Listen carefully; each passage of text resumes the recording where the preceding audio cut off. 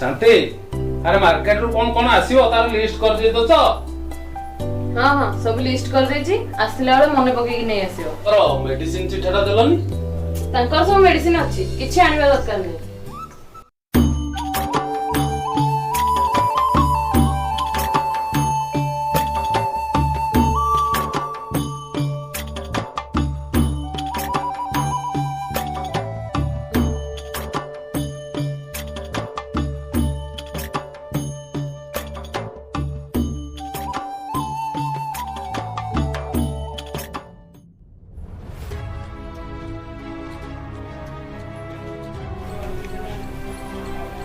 खाई सारलु चुपचाप एठी बसी के ऑनलाइन क्लास कर अरे अरे आपण कोन एठी बसी के पेपर पढुछंती संगे संगे पढी देबी रे बा जेजे पेपर पढुछंती मामा मु तांका साइड रे बसी के क्लास करी हां क्लास करू ना बसी गप्पा मारिबु बापा आपण बाहर को जांत पेपर पढिबु कोन हला बाउजो हब्बो कोन साई ऑनलाइन क्लास करिवो तेरो तम बापा बाहर जाई पेपर पढिबे घरटारे एते जगह अछि साई तार क्लास करू बापा तांकर पेपर पढंतु साई क्लास करियो ना तम बापा ता सହିତ गप्प स्टार्ट करिवे नाइ बोमा मु जाउची पेपर बाहर पढिबी तमे भी बाहर को जाओ माने कोन माने होचो खाई सारलो चुपचाप बाहर को जाओ ताकू टी क्लास करियो को दियो मु भी ताको डिस्टर्ब करबी ना कोन अरे काहे की जुक्ति करूछु चल बाहर चल बापा तोर से काम नाही रे चल बाहर चल बाहर चल चल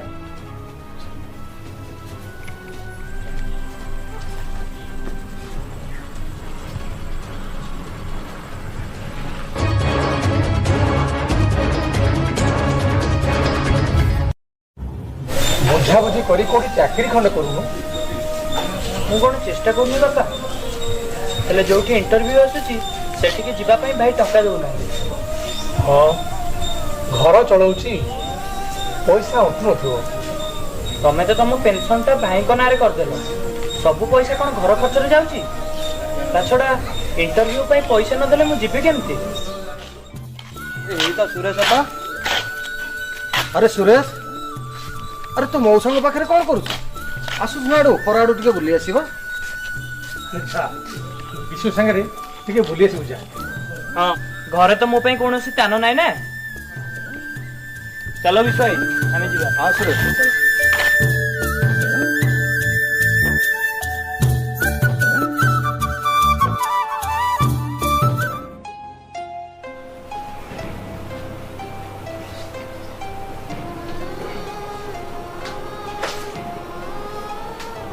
मटनटा जी भल देलानी सब काम गुडा सेया किछि देखिबानी चाहिबानी दुकानी जहा दबो धरि के आसीबो ताणी से सुखिला हो कि पच्चा अरे मते से सब बछा बुझी करिया जमारो भल लागेनी टंका देकी बोधे आनु न नले भलरे आनंद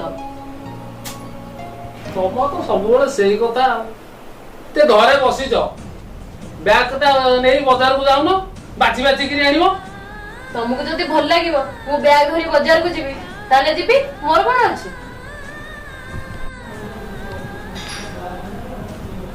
भाई मोर गोटे इंटरव्यू अछि के गोडी गिरी एई कटक रे अछि जिबा आसीबा पई मो पाखरे किछि टंका नै देखु जो मास शेष भाई को पाखरे किछि नथिबो ता छडा घरर सब बुझिसंदी टंका तो सरी जीव ना अरे ए इंटरव्यूटा जाऊ आउ जोठी आसीबो सेठी की जिबू ना कोन कहू हौ चाहा तो मो इच्छा मु नथिले टंकाटा संगे संगे बाहर पड़थना ना या भीतर से तमरो टंका नै इंटरव्यू देवा गलेनी चाकरीटा हे जाउची की मते तो लागुची से तमरो टंका नै कि विश्वास से तो बुली बुली फेरछंती हौ छाड़ मोर सेरा बहुत काम अछि मस्ती हौ तमे जाओ मु से देखे साई से पडे कोन हौ। करछ ताको मोबाइल देला से पुनी पाठ पढिबो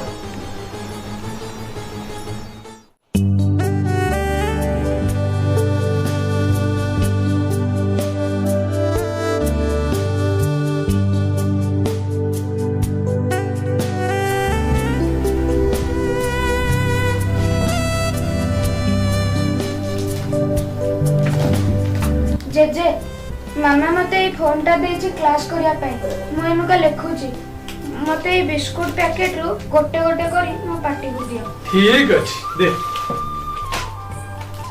ତୁ ପାଠ ପଢ ମୁଁ ତତେ କହିଦଉଛି।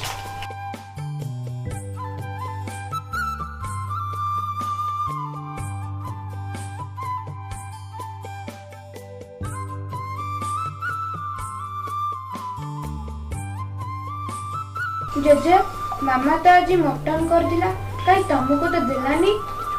ହେଇଥିବ, ମୁଁ ଜାଣିନି। ମୁଁ ତ ଦେଖିଛି ତମେ ପଖାଳ ଭାତ ସହିତ ଶାଗ ଖାଉଥିଲ। ମାମା ଜେଜେଙ୍କୁ କିଏ ମଟନ ଦେଲନି ଯେ? ଆରେ ଆମର କଣ ମଟନ ହେଇଥିଲା କି? ସେ ଆଣ୍ଟି ତ ବାବା ଖାଇବେ ବୋଲି ଟିକେ ଦେଇଥିଲେ। ମିଛ କହିବା ମା ପାପ ମାମା। ମୁଁ ଦେଖିଛି ବାବା ଆଜି ବ୍ଲାକ୍ ଜରିରେ ସକାଳେ ମଟନ ଆଣିଥିଲେ। ଚୁପ୍, ବହୁତ କଥା କହୁଛୁ ତୁ। ଚୁପଚାପ ବସିକି ପାଠ ପଢ। ଆରେ ଆରେ ବିସ୍କୁଟ କଣ ତମେ ଖାଇବ ବୋଲି ତା ହାତରେ ଦେଇଥିଲି? ନାଇଁ ବୋଉ, ବେଲେ ପଖାଳ ଆଉ ଶାଗ ଖାଇକି ତମ ପେଟ ବୁଲାନି ଯେ ଛୁଆଟାର ବିସ୍କୁଟ ଗୁଡା ଖାଇଯାଉଛ? ନାଇଁ ବୋଉ, ସେ ଲେଖୁଛି, ମୁଁ ତା ପାଟିକି ଗୋଟେ ଗୋଟେ କହିଦଉଛି। ମାମା ଜେଜେ ଠିକ କହୁଛନ୍ତି। ହେ, ତୁ ଚୁପ୍ କର। ହଁ ମାମା ମୁଁ ସତ କହୁଛି। କଣ ଯେ ତମକୁ କହିବି? କଣ ହେଇଛି ଭାଉଜ? ମୁଁ ସାଇକୁ ବିସ୍କୁଟ ଖାଇବାକୁ ଦେଇଥିଲି, କିନ୍ତୁ ସେଇଟା ତ ମୋ ବାପା ଖାଉଥିଲେ। ନାଇଁ ରେ ସୁରେଶ, ମୁଁ ତାକୁ ଖୋଇ ଦଉଥିଲି।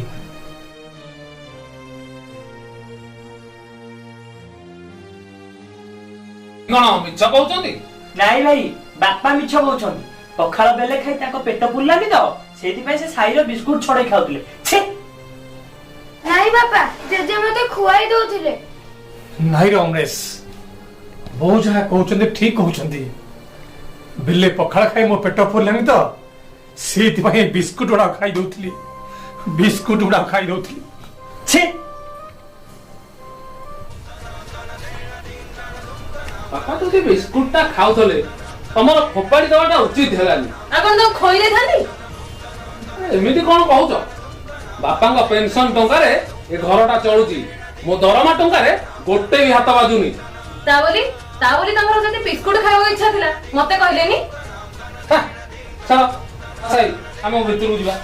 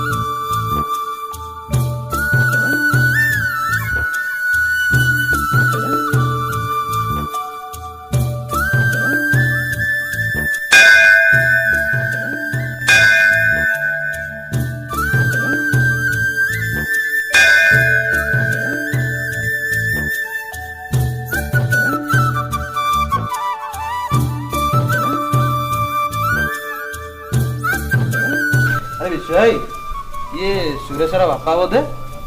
ଆରେ ଘର ଥାଉ ଥାଉ ମଉସା ଏଠି କଣ ଶୋଇଛନ୍ତି? ଆଚ୍ଛା ଠିକ ଅଛି, ମୁଁ ସୁରେଶ ବାବୁ ଟିକେ ଫୋନ କରୁଛି। ହଁ ହଁ ହଁ ହ୍ୟାଲୋ ସୁରେଶ। ହଁ ଭାଇ କୁହ। ଆରେ ତୁ କୋଉଠି ଅଛୁ? ଏ ଆମ ଗାଁର ଚୌପାଟିରେ ବସିଛି। କଣ ହେଲା କି? ଆରେ ଟିକେ ମନ୍ଦିର ପାଖକୁ ଆସୁନୁ। କି କଣ ହେଇଛି ଭାଇ କହୁନ? ଓହୋ, ତୁ ଆସିଲେ ତାପରେ ବଳେ ଜାଣିପାରିବୁନି। ହେଲେ ଭାଇ କେମିତି ଯିବି? ଆଚ୍ଛା ତୁ ଅଛୁ କୋଉଠି କହିଲୁ? ଏ ଆମ ଗାଁ ଚୌପାଟିରେ ବା ବସିଛି। ହଁ ଆଚ୍ଛା ତୁ ଠିକ ଅଛି, ସେଇଠି ବସିଥା, ମୁଁ ଯାଇକି ତତେ ନେଇ ଆସିବି। ହଉ ଠିକ ଅଛି ଭାଇ, ଆସ। ଦେବି ତମେ ଦି ଜଣକ ଏଠି ଥା, ମୁଁ ଯାଉଛି ସୁରେଶକୁ ନେଇ ଆସିବି। ଠିକ ଅଛି ଠିକ ଅଛି, ଯା।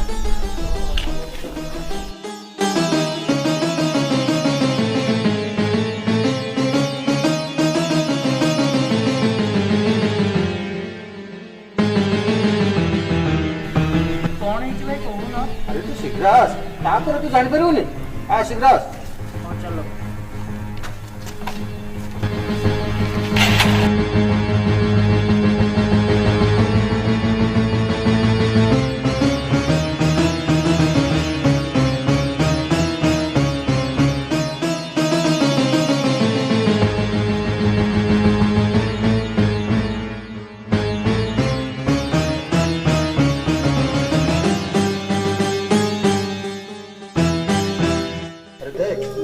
अरे ये तो मो बापा बापा बापा बापा कौन है तो मोर बापा बापा बापा कौन है तुमर बापा एटी कहीं शोच मौसा आउ एटी तुम पाखे एत गोटे पैसा पड़ी जे नाई आज्ञा मो बापा भिकारी नुहति ଏଠି ପଇସା ପଡିଛି ଯେ ମୁଣ୍ଡଟା ବୁଲେଇ ଦେଲା ତ ବୁଝିଗଲି ସେଇଥିପାଇଁ ଶୋଇ ପଡିଥିଲି। ବୁଝିଗଲି ବୁଝିଲ ବାପା। ଉପର ବରଟା ହସୁଛି ତଳ ବରଟା ଖସୁଛି ମଝି ବରଟା କହୁଛି ମୋ ଦିନ କଳ ଆସୁଛି। ଆମେ ତ ସବୁ ତଳ ବରଟା କେତେବେଳେ ଖସିଯିବୁ। ମଝି ବରଟା ଯଦି ବୁଝିପାରନ୍ତା ତେବେ ତମ ବାପା ଟିକେ ଶୋଇ ନଥାନ୍ତେ। ହଉ ସବୁ ସେ ଭୋଳାର ଇଚ୍ଛା। ବାପା ଉଠ ଆମେ ଘରକୁ ଯିବା।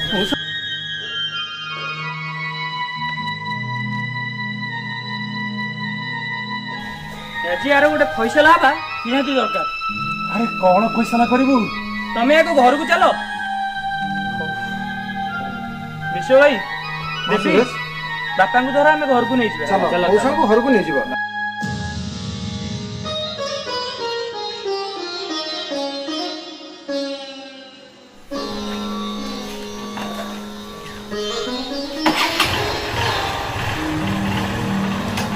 ଆରେ ତମମାନେ ଟିକେ ପଛରେ ପଳେଇ ଆସ। ବିଶ୍ୱ ଭାଇ ମୁଁ ବାପାଙ୍କୁ ନେଇକି ଆଗରେ ଯାଉଛି। ଠିକ ଅଛି ଚାଲ।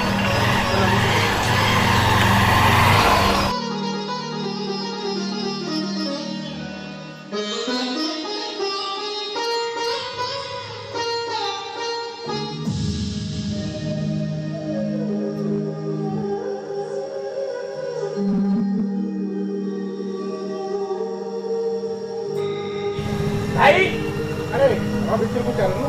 ଏଠି ପାଟି କରୁଛୁ କାହିଁକି? ତମେ ଚୁପ ରୁହ ବାପା। ଯାହା ପଇସା ନା ହବ ଏଇ ବାହାରେ ହିଁ ହବ। ଭାଇ ଭାଇ ତୁ ଠିକ କହିଛୁ ସୁରେଶ।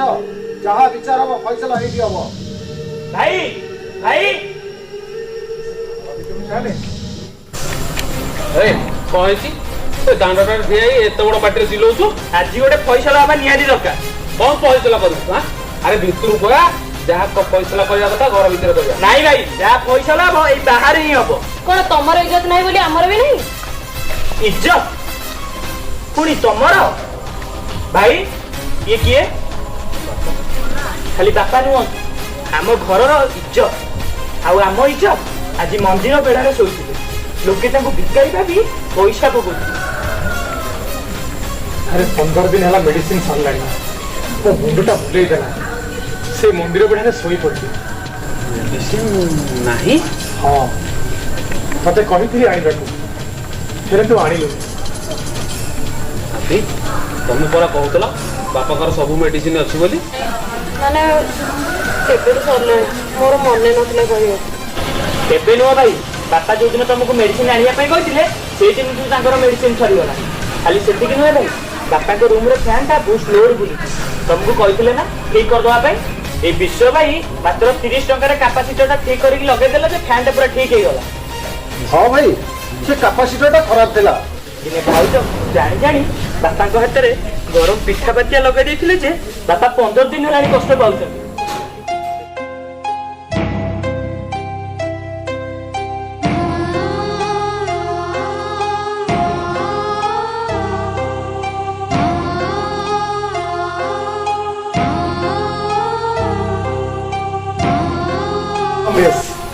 ବୋଉ ଜାଣି ଜାଣି ଏମିତି କରିନାହାନ୍ତି।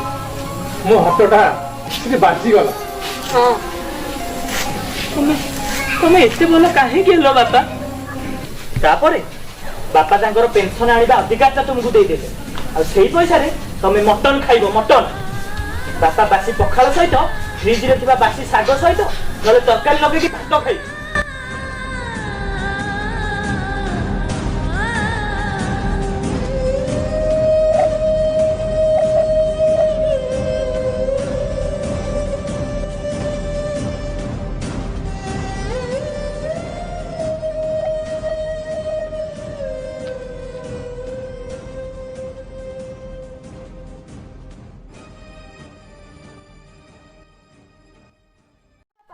ମୋ ମାମାକୁ କହିଲେ ସିଏ ମତେ ବାଡାଏ। ଆଉ ସେଇ କଥା ଯଦି ମୁଁ ପଚାରେ ମତେ ଉତ୍ତର ମିଳେ ହଁ ସାଇ ପାଇଁ ଟିକେ ପଡିଶା ଘରୁ ଦେଇଥିଲେ। ଶାନ୍ତି ଏ କଥା କଣ ସତ? ଖାଲି ସେତିକି ନୁହେଁ ଭାଇ, ସାଇ ପାଠ ପଢିବ ବୋଲି କହି ଭାଉଜ ଆମ 2 ଜଣଙ୍କୁ ଘରୁ ବାହାର କରିଦେବେ। ଆଉ ମୁଁ ଯଦି ପଚାରେ ମତେ ଉତ୍ତର ମିଳେ ଯା ଯୋଉଦିନ ଚାକିରି କରିବ ସେଇଦିନ ବସିବ। ମୁଁ କଣ ମିଛ କହେ? ଇଣ୍ଟରଭ୍ୟୁ ଦବା ପାଇଁ ମୋ ପାଖରେ ପଇସା ନାହିଁ, ଚାକିରିଟା କଣ ମନକୁ ମିଳିଯିବ? କିନ୍ତୁ ଭାଉଜ କୁହନ୍ତି ମୁଁ ଇଣ୍ଟରଭ୍ୟୁ ଦବା ନାଁରେ ଏଇ ବିଶ୍ୱ ଭାଇ ଆଉ ଦେବୀ ସହିତ ବୁଲି ବୁଲି ଘରକୁ ଫେରେ। ହଉ ହେଲା ଚାଲ, ଆରେ ଭିତରକୁ ଚାଲ। ଶାନ୍ତି ସୁରେଶ ଯାହା ସବୁ କହିଗଲା ଏସବୁ କଣ ସତ କଥା? କଣ ହେଇଗଲା ସେଠୁ? ମୁଁ ଏ ଘରେ ରହିପାରୁନି। ମୋ ପଛରେ ଏତେ ସବୁ ଗାଣ୍ଡ ଘଟି ଯାଉଛି, ହେଲେ ମତେ କେହି ଜଣଉନି। ବାପା ଆପଣ ତ ଥରେ ମତେ କହିପାରିଥାନ୍ତେ। ତମରି ସକାଶେ ଆଜି ମୋ ବାପାକୁ ଗାଁ ଲୋକମାନେ ଭିକାରୀ ବୋଲି ଭାବିଲେ। ଆମ ଘର ଇଜ୍ଜତ ସହିତ ଖେଳିବାକୁ ତମର ସାହସ ହେଲା କେମିତି? କଣ ତମ ଘର ଇଜ୍ଜତ ସହିତ ଖେଳିଲି? ତୁ ସାହସ ନୁହେଁ ମୋ ଘର ଲକ୍ଷ୍ମୀକୁ ଜମାଇଲୁ। ବାପା ଭାଇ ବୋଉ ଯେତେ ଭୁଲ କଲେ ବି ସେ ଆମ ଘର ଲକ୍ଷ୍ମୀ। ମୋର ଭୁଲ ହେଇଯାଇଛି ବାପା, ମତେ କ୍ଷମା କରିଦିଅ। ଏମିତି ଭୁଲ ଆଉ କେବେ ହବନି। କିନ୍ତୁ ଭୁଲିବିନି। କିରେ କଣ ଭୁଲିବୁନି? ଯାହା ଦେଖିଛି ସବୁ ଶିଖିଛି। ମୁଁ ଖାଲି ବଡ ହେଇଗଲେ ସବୁ ଦେଖେଇବି। ଚୁପ! ଆରେ ବାପା ମାକୁ ସେମିତି କହନ୍ତି? ବାପା ମା ପରା ସାକ୍ଷାତ ଈଶ୍ୱର। ସମାଜରେ ଏମିତି ଘଟଣା ଅନେକ ଘଟୁଛି, ଏହାର କ'ଣ କୌଣସି ଅନ୍ତ ନାହିଁ? ଆମେ କ'ଣ ଚାହିଁଲେ ଏ କୁସଂସ୍କାରକୁ ହଟେଇ ଦେଇପାରିବାନି? ବାପା ମା ଛୋଟ ଦିନରୁ ଆମକୁ ବଡ଼ କରିଛନ୍ତି, ଖାଇବା ପିଇବାକୁ ଦେଇ ଆମକୁ ମଣିଷ କରିଛନ୍ତି। ଆମେ ଆଜି ବଡ଼ ହେଇଗଲେ ବୋଲି ତାଙ୍କୁ ଅତୀତ ବୋଲି ଭାବିଦେବା, ଏଇଟା କିନ୍ତୁ ଭୁଲ। ଏ ଦୁନିଆରେ ଅସମ୍ଭବ ବୋଲି କିଛି ନାହିଁ। ଆମେ ଚାହିଁଲେ ସବୁ କିଛି ସମ୍ଭବ ହେଇପାରିବା, କିନ୍ତୁ ଆମେମାନେ ଚାହିଁବା କେବେ?